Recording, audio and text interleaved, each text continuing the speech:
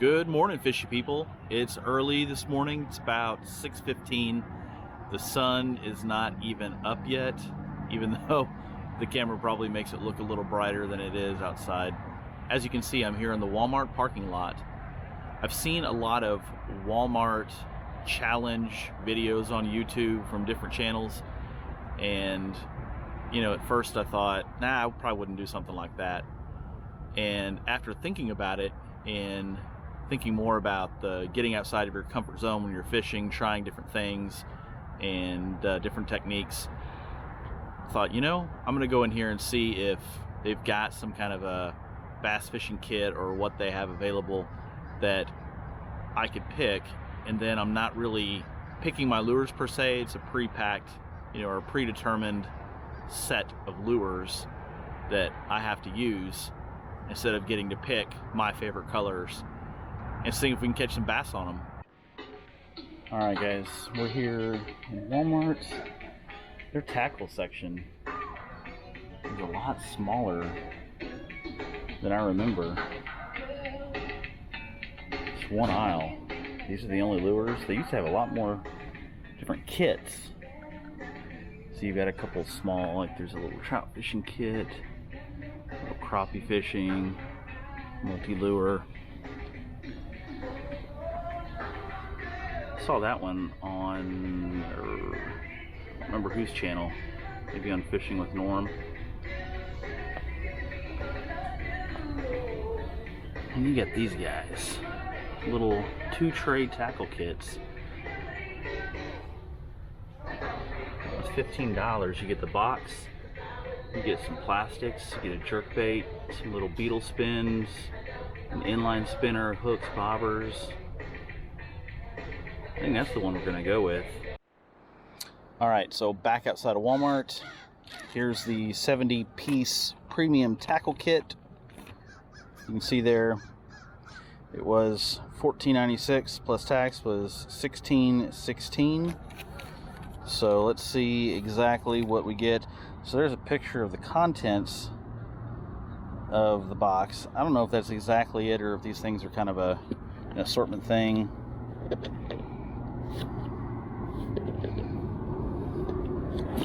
This ought to be fun.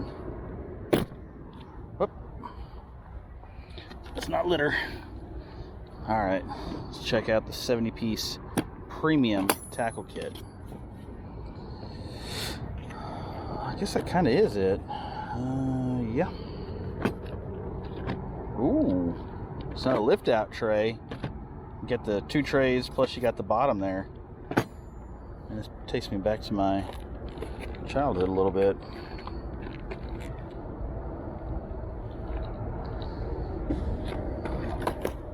We're gonna kind of MacGyver this bad boy open. It's not a Swiss Army knife, but it's the closest thing I happen to have with me at the moment. There we go.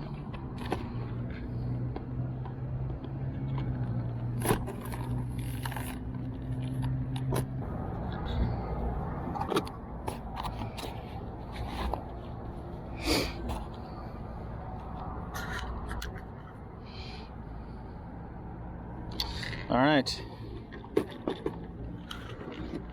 so there we are. I think we're ready to go kill him. We're gonna go wreck a few this morning with that.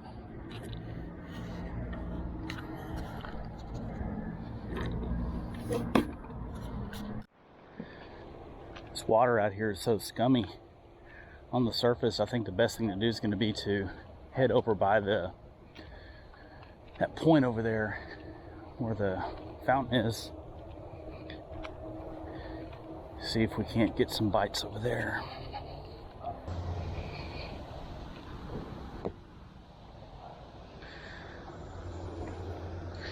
All right, so we've got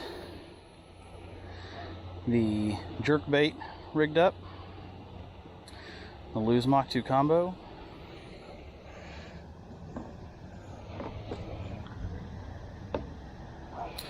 and we've got the Beetle Spin Twister Tail Grub, little mini spinnerbait rigged up on my little ultralight rig.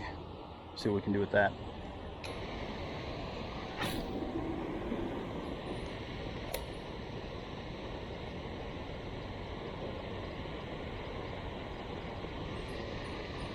Look at that, first cast. Oh man, and he jumped off. He's right there. It's a little bitty guy. That was a teeny tiny little bass.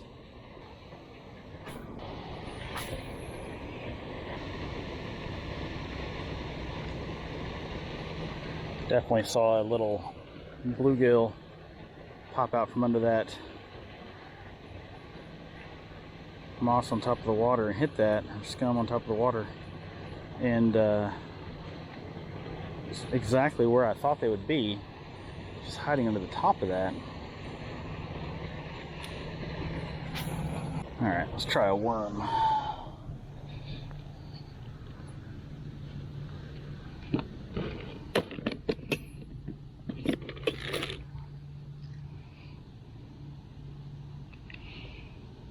Or I could try that rooster tail and just launch that sucker out there, but I'm going to pull in a ton.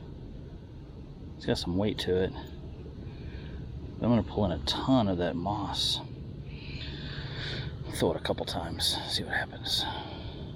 At least if a bass takes a swipe at that, I'm a lot less likely to use them with that treble hook.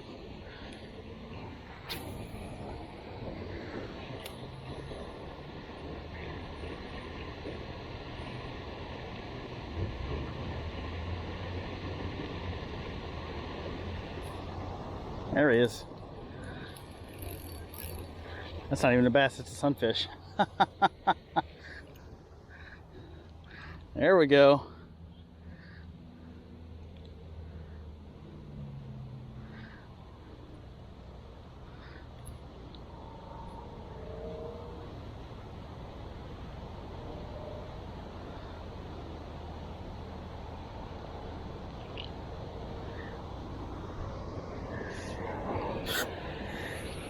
That's a little, it's a sunfish, yeah. It's a good looking little guy. Get him back in the water. Onto one lure down. Got a bite on the old rooster tail. Not surprising. As many fish as I've caught on a rooster tail over the years.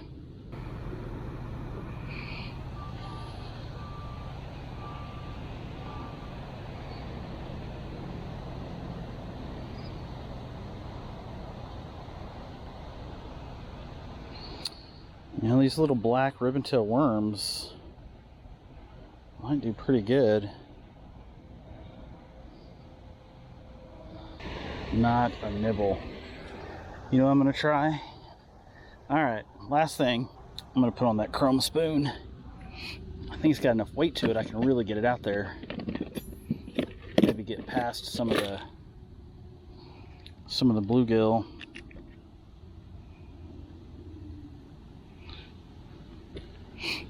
So those bluegill came up and looked at that worm, didn't even tap it, which means they didn't care about it at all. High likelihood I'm gonna bring in the entire garden though, with that exposed treble hook on there.